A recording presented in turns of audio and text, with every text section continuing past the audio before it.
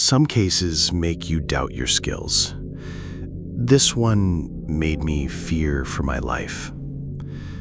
I've been an emergency physician for 15 years, working in every setting from urban trauma centers to rural hospitals where the nearest specialist is an hour away. I've seen my share of violence, tragedy, and the kind of midnight emergencies that test every nerve in your body. But until last year, I'd never treated someone who made me wonder if my own safety was at risk long after they'd left the hospital. It was a quiet Thursday evening in early November. Quiet by ER standards, anyway. The waiting room was half full, the paramedic radio was silent, and the usual hum of fluorescent lights and beeping monitors seemed almost peaceful. I was reviewing charts when our charge nurse, Kelly, came to my desk. She didn't look alarmed, but there was something in her expression I couldn't quite place. "Room 4, she said simply. "You'll want to see this one yourself." Room 4 was one of our monitored bays, usually reserved for patients who needed close observation. As I walked in, the man sitting on the bed looked ordinary.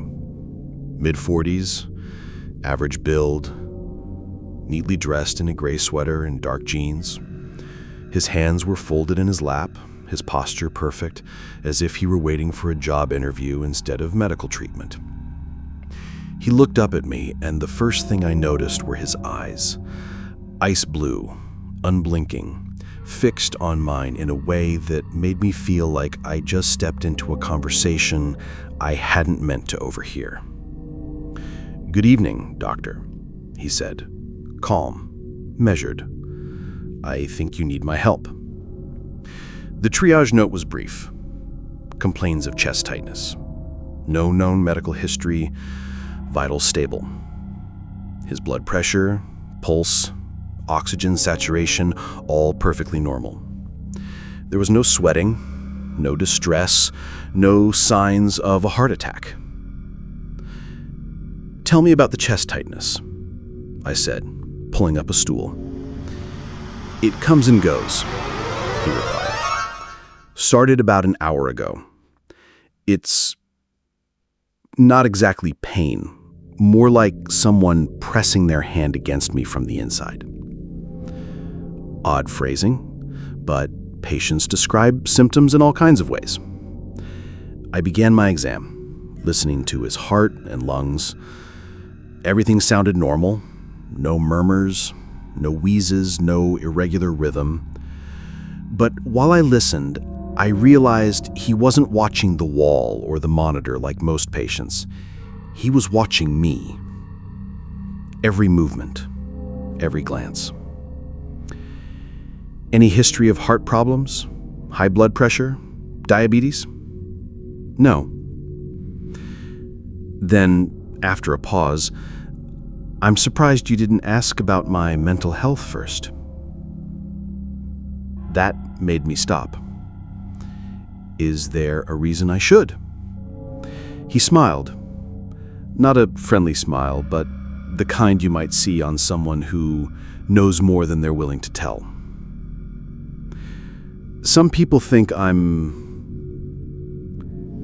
unpredictable." Kelly stepped back into the room just then, holding a set of EKG leads. "We'll get your heart checked out," she said.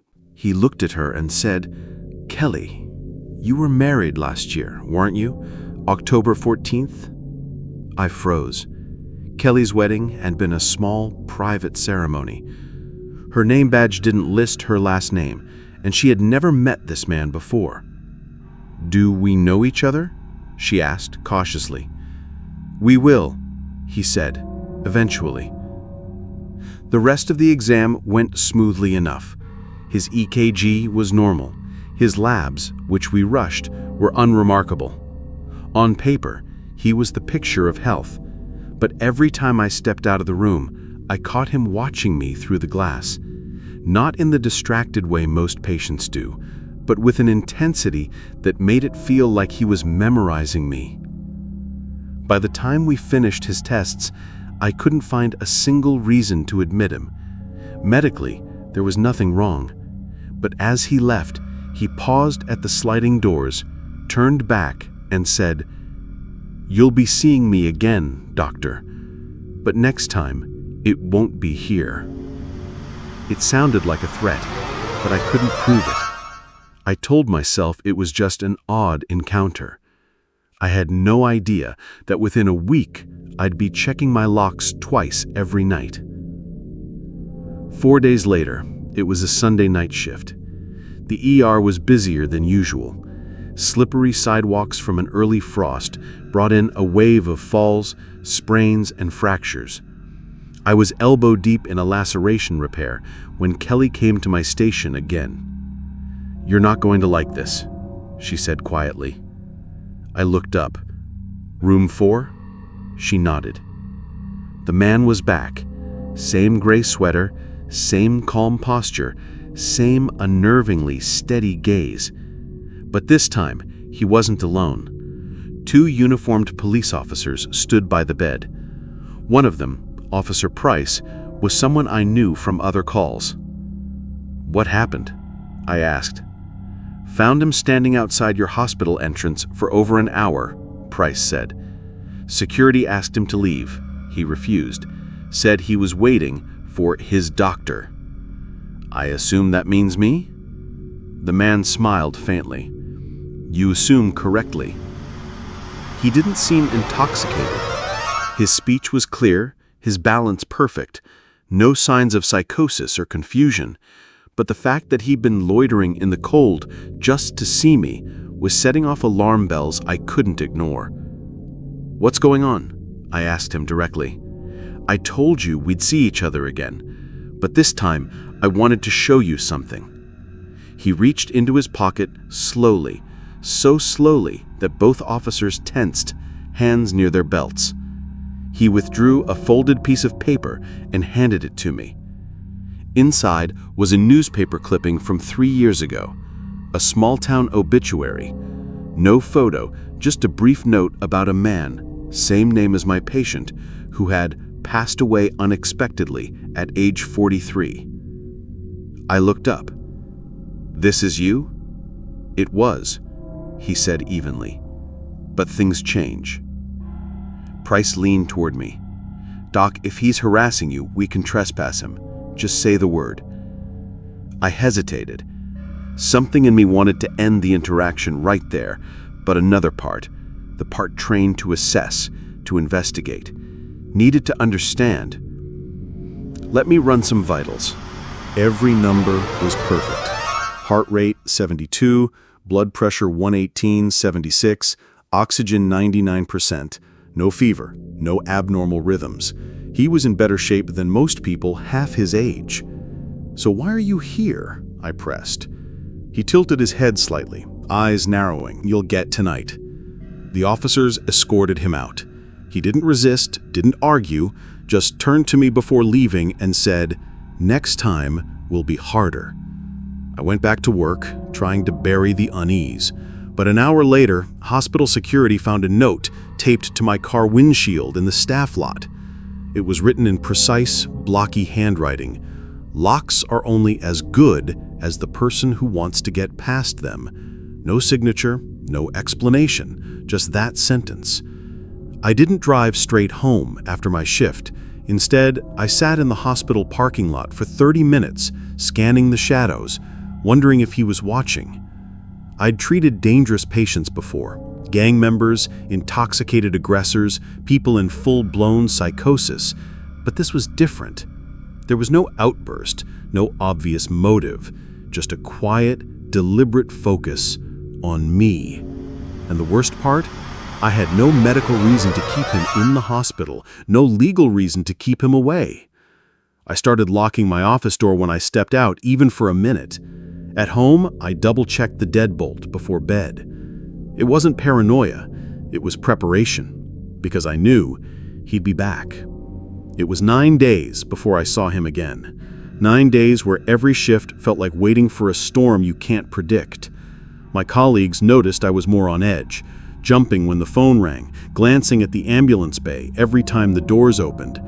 It was a Tuesday evening, just after 10 p.m., when the call came from triage. "Doctor, we've got a patient refusing to be seen by anyone but you, says it's urgent." I knew before they said his name. This time, he wasn't dressed in the neat sweater and jeans. He wore a black hoodie pulled low over his forehead, damp from the sleet outside. He was sitting on the exam bed, hands resting loosely on his knees, staring at the floor. "What is it tonight?" I asked, keeping my tone professional. He looked up slowly. "You've been careful. That's good. That's not an answer. It's not a question." I exhaled sharply.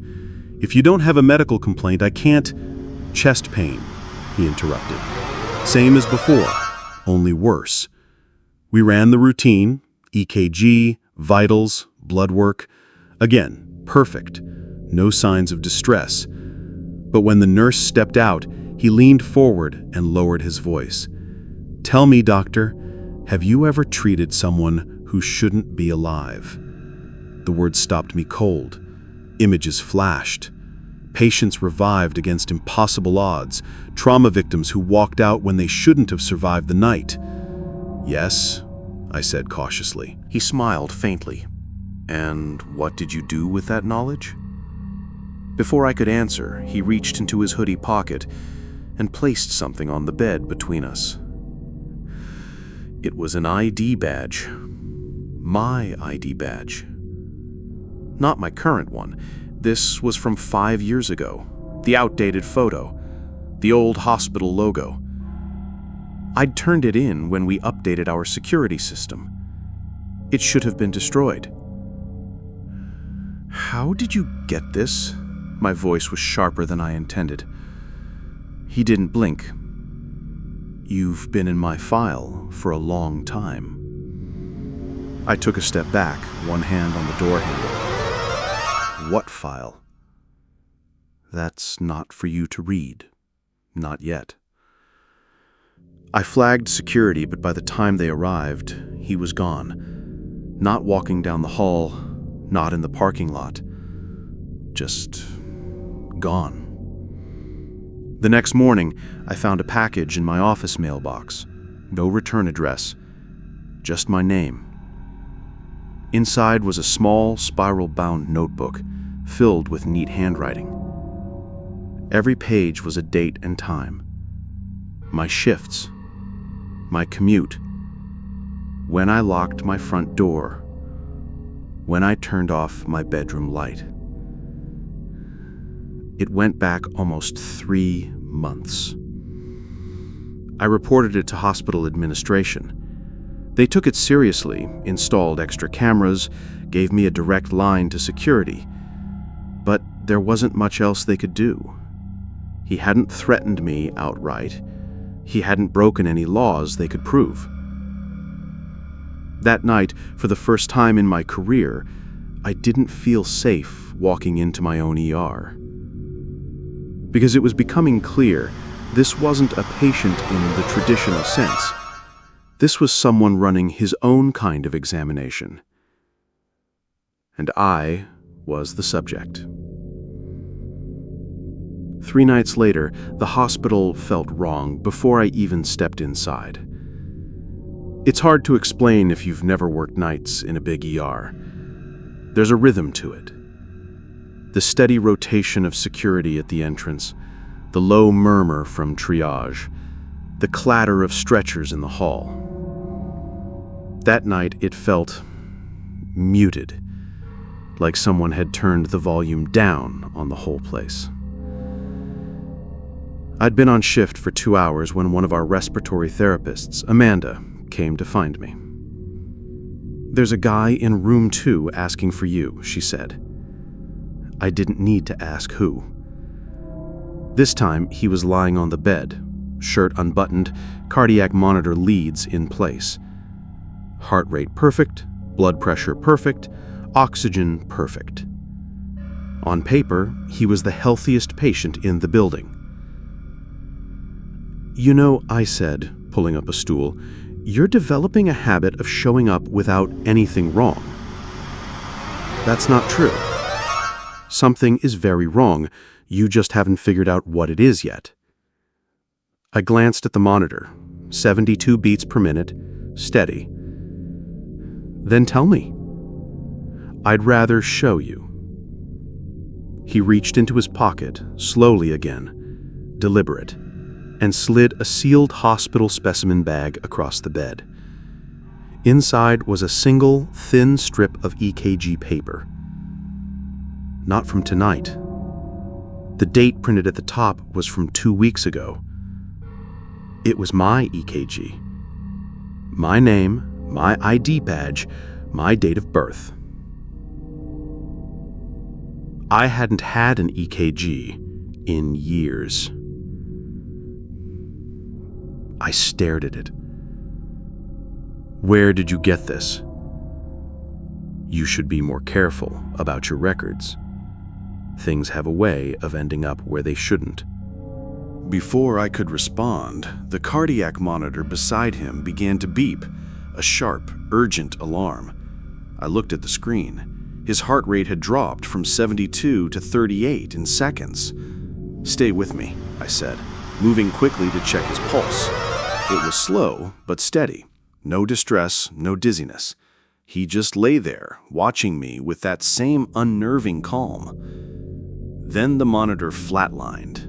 The alarm screamed. Amanda rushed in, crash cart ready. I reached for the defibrillator paddles. And then the line jumped back to a perfect sinus rhythm. Heart rate 72, oxygen 99%. I checked the leads. They were secure. The machine was functioning perfectly. There was no reason for that flatline, except one. Someone had triggered it manually. He smiled. "You see, doctor, I can be a patient whenever I want to be." I stepped back. "You're interfering with medical equipment. That's nothing compared to what's coming." Security arrived minutes later, but once again, he was gone before they reached the room. No one saw him leave. Cameras in the hallway glitched at exactly the right moment, footage missing from the 30 seconds between my call for security and their arrival. That night, I drove home with the radio off, headlights catching every shadow on the road. When I got to my driveway, there was an envelope taped to my front door.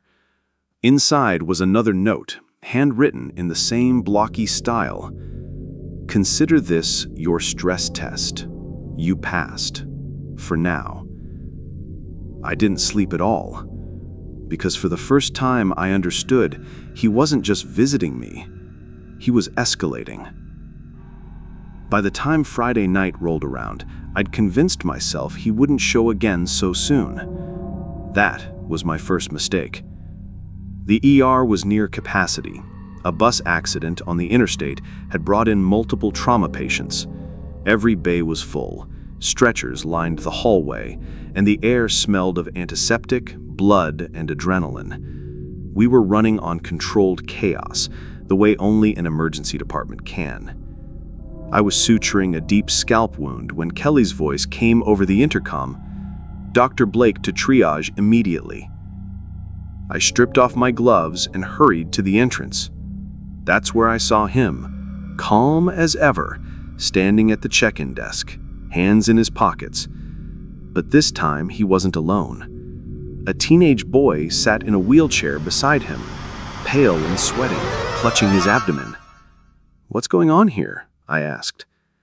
"This young man needs your attention, right now." I knelt to assess the boy. Heart rate rapid, skin clammy, obvious pain in the right lower quadrant. Appendicitis was at the top of my mind. "Let's get him into room 3, I said to the nurses. "IV, fluids, vitals, and page surgery." The man didn't follow. He stayed at the desk, watching me wheel the boy away. 10 minutes later, while prepping the patient for imaging, Kelly pulled me aside. "We can't find his name in the system," she whispered. "What do you mean?" "I mean, the kid doesn't exist in registration. No ID, no insurance card, nothing." And now, he's gone. I turned to the bed. Empty. IV lines still hanging, monitor leads dangling. The hallway cameras glitched at exactly the right moment again. I found him in the staff lounge, sitting in the dark. No boy, just him. "You're wasting valuable resources," I snapped. "Whatever game this is, it ends now." He leaned forward slightly. "That wasn't a game. It was a demonstration." "Of what?" "How easily I can redirect your focus, how quickly I can decide what matters in your world." "That boy was never your patient." I felt the hairs rise on the back of my neck. This wasn't random intimidation. This was calculated, precise. He knew exactly how to exploit an ER in chaos. "Why me?" I asked. He stood, walking toward the door. "Because you still think there's a line between the work you do and the life you live. I'm here to show you there isn't." He left before security could respond. Later that night, I checked my locker before going home. My stethoscope was there, my jacket, my bag, and a disposable hospital mask I didn't recognize. Across the front, written in black marker, were 4 words: "You're already infected." I don't know why, but that was the first time I truly considered quitting medicine altogether. Because now, it wasn't just about him showing up. It was about what he might be planning next. The hospital went into lockdown for the first time in my career on a Tuesday night. It wasn't a drill, and it wasn't a mass casualty alert. It was because of him. It started just after 9 p.m. A code silver, weapon or threat, in the building was called over the PA. All entrances sealed, security stationed at every hallway junction. The ER kept functioning, but the tension was thick enough to taste. I was in Trauma Bay 2 with a stabbing victim when my phone buzzed. It was a message from an unknown number. "Don't worry, doctor. I'm already inside." I froze. My mind immediately went to the staff lounge, the supply rooms, anywhere he could be watching from. Security was already sweeping, but I doubted they'd find him if he didn't want to be found. 10 minutes later, Kelly called me to the nurses' station. "You need to see this," she said, pale. On the desk sat a manila envelope. Inside were photographs, taken from inside the ER, from angles only staff could access. Me suturing a wound, Kelly on the phone, a respiratory therapist adjusting a ventilator, all time-stamped within the last hour. "He's here," Kelly whispered. We notified the police officers already stationed for the lockdown. They began reviewing the live CCTV feeds. That's when the first glitch happened. The monitors flickered, then every feed from the East Wing went black. That's where my office was. I left the station and made for the East Corridor, 2 security guards at my side. My office door was ajar. Inside, nothing looked touched, except for the middle of my desk. There, perfectly centered, was my own ER ID badge, the current one. I hadn't even realized it was missing from my scrub pocket. The guards swept the area. No sign of him. The lockdown dragged on for nearly 2 hours. We still had patients to treat. Gunshot wounds, seizures, a woman in labor, but every sound in the hallway made me tense. Just before midnight, the all clear came. Police had found no suspect, no weapon. They chalked it up to a false alarm triggered by misinterpreted security footage. I was gathering my things when my phone buzzed again. Same number. This time, just one image. A selfie. Taken in my office. Tonight. He was wearing my stethoscope. Beneath it was a single line of text. "Next time, you'll listen." I didn't go home that night. I stayed in the staff sleep room, door locked, lights off, listening to every footstep in the hallway. Because now I knew for certain he could get to me whenever he wanted. The first rule of an ER doctor's life is that the hospital is your safe ground. But after that night, I couldn't shake the sense that I was walking into his territory instead of mine. It was a Thursday, mid-shift, when the paramedics rolled in with a middle-aged woman in respiratory distress. I was assessing her in Trauma Bay 5 when I heard my name over the intercom. Not paged, not called to another patient, just my name, twice. The voice was calm, deliberate. I froze. Every eye in the room went to the ceiling speaker.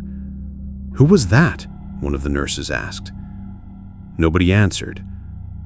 I stepped into the hallway, scanning in both directions. That's when I saw him, leaning casually against the wall near the vending machines, hands in his hoodie pocket, watching me. "You need to stop," I said, walking toward him. "Whatever this is, it ends tonight."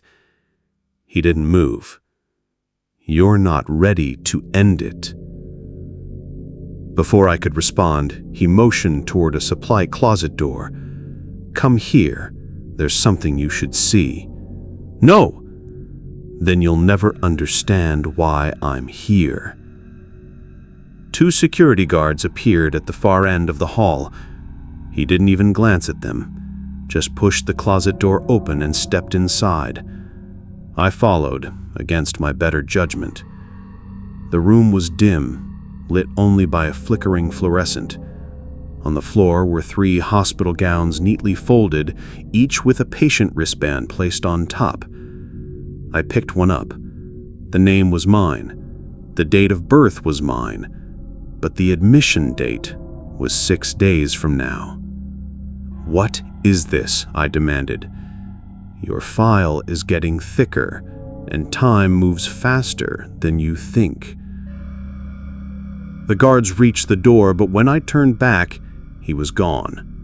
The far wall of the closet was just shelves of supplies. No exit, no way out. I stepped back into the hallway, my pulse hammering. "Did you see him leave?" I asked the guards. They looked at each other. "See who? We didn't see anyone come out." I took the wristband with me, shoving it into my pocket. Later, in the privacy of my office, I examined it again. The barcode was valid. The hospital's database recognized it, assigned to me for an unspecified observation admission. The order was logged by a physician ID I didn't recognize. That night, I didn't drive straight home. I stopped at a pharmacy and bought a chain lock for my apartment door, extra deadbolts for the windows. I'd never been the type to keep a weapon, but I caught myself researching legal options before I even made coffee the next morning. Because it wasn't just that he could get into my hospital, my office, my life. It was that he seemed to know where I'd be next, down to the day, and the clock, apparently, was ticking. 6 days later, the date printed on that wristband, I woke with the kind of dread that coils low in your stomach and refuses to fade. It was my day off.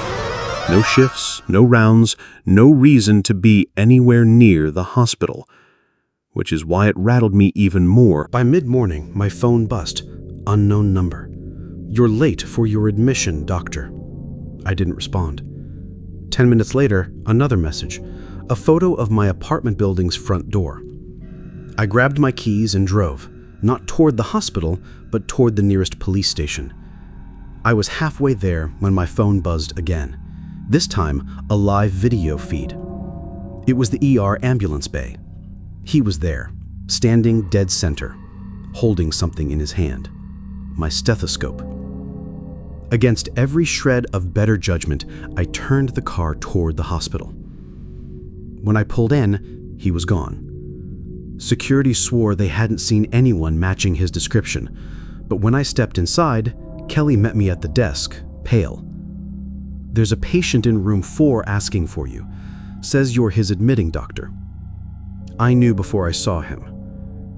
He was lying on the bed, hospital gown already on, wristband around his arm, my name listed as admitting physician. The diagnosis field read only observation. "You made it," he said. "That's good. I was worried you'd disappoint me." "This ends now," I said, trying to keep my voice steady. "You've harassed my staff, tampered with records, and put patients at risk. You're leaving or security's calling the police." "I think you misunderstand," he replied calmly.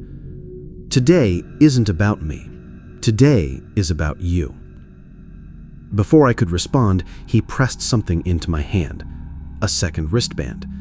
This one had my name, today's date, and a time exactly 1 hour from now. "What's supposed to happen at that time?" I asked.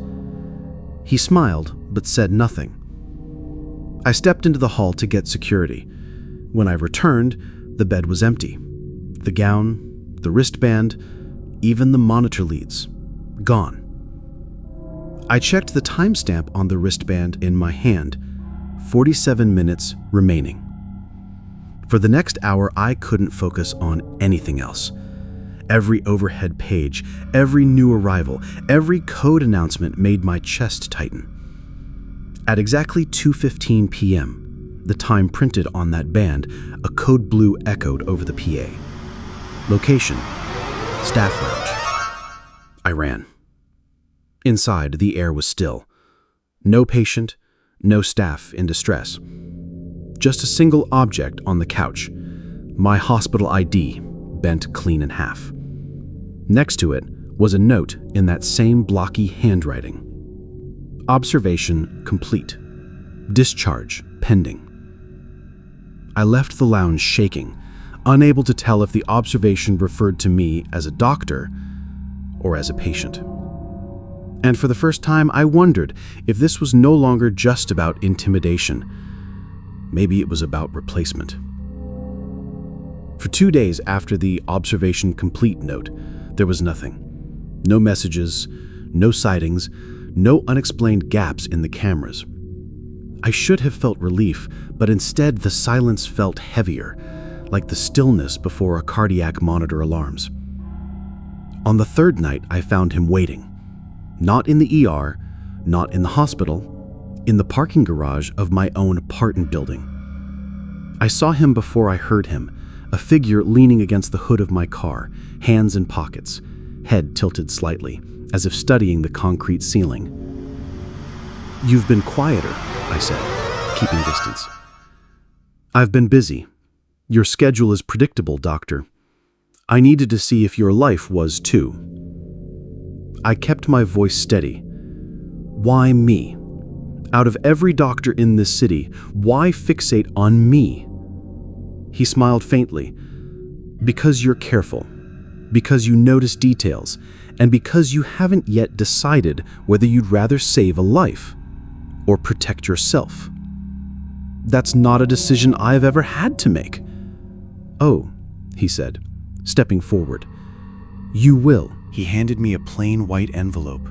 Inside was a single photograph, grainy, black and white, clearly taken from a security feed. It showed a patient lying in a hospital bed, intubated, surrounded by monitors. The timestamp was tonight. The location tag read, Room 12. I didn't recognize the patient, but I recognized the room. It was in our ER. I looked up. "What is this?" "A choice," he said.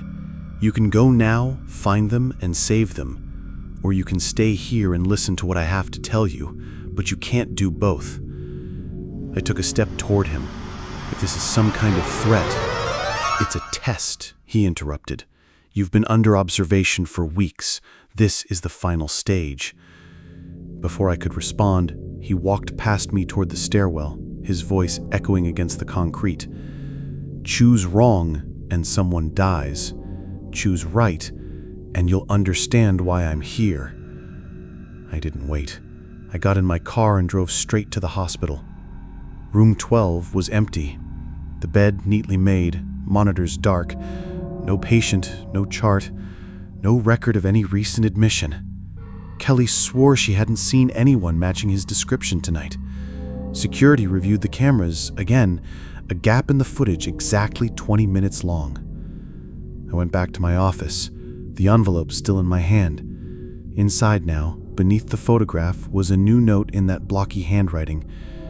You chose wrong. My chest tightened, not from fear this time, but from something closer to realization. He wasn't just following me.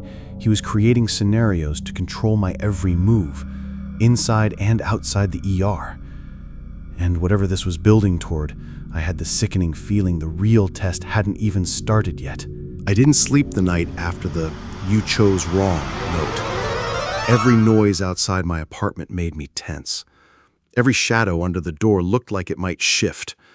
By sunrise, I decided I couldn't wait for him to come to me.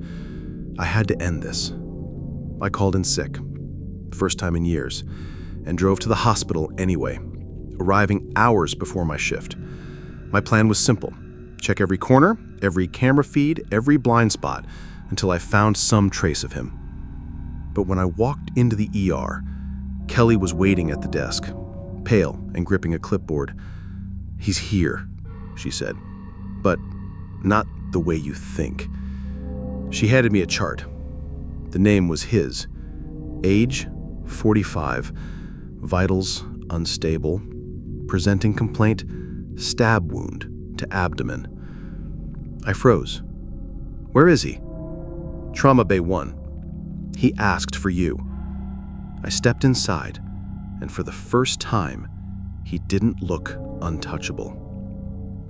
He was lying on the bed, shirt cut away, blood seeping through thick dressings.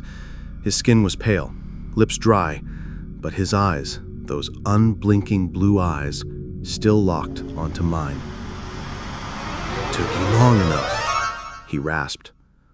"What happened?" I asked. "Doesn't matter.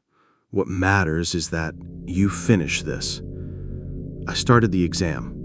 Pulse rapid, blood pressure low. He needed surgery. "We're getting you upstairs." He shook his head weakly. "No, this ends here. I wanted to see if you'd still try to save me after everything." "You need to stop talking." He grabbed my wrist with surprising strength. "Look in my pocket." Inside was a flash drive. No label. Just metal and plastic, warm from his body heat. "That's my file," he said. "Everything you've been asking. Answers to every question. But once you look, you'll never work here again." "Why?" "Because you'll understand, and you won't want to be part of it." The monitors behind him began to beep, heart rate dropping, oxygen saturation slipping. I called for more hands, but he didn't look at the nurses. He kept his eyes on me. "This was always your choice, doctor. Save me or learn the truth." I hesitated, hands frozen above the dressing. Then I did what training and instinct demanded. I grabbed the trauma shears, prepped for a rapid transfusion, and called for the surgical team. By the time they arrived, the bed was empty. No blood, no patient, no sign he ever been there. The nurses swore they'd been in the room with me the whole time, but none of them remembered seeing him. In my pocket, the flash drive was gone. Later that night, back at my apartment, I found it, sitting on my kitchen counter. No note, no instructions, just the drive. I haven't plugged it in. Some nights I think about taking it to the police or smashing it or locking it in a drawer and forgetting it exists. But it's still there, in the same spot. And every time I look at it, I remember his last words. "Once you look, you'll never work here again." I still work in the ER. I still treat patients, but I've changed my routes home. I upgraded my locks, and I keep my blinds closed. Because I don't know if I saved him that night, or if that was never the point. What I do know is that he's out there somewhere, and he still has my file.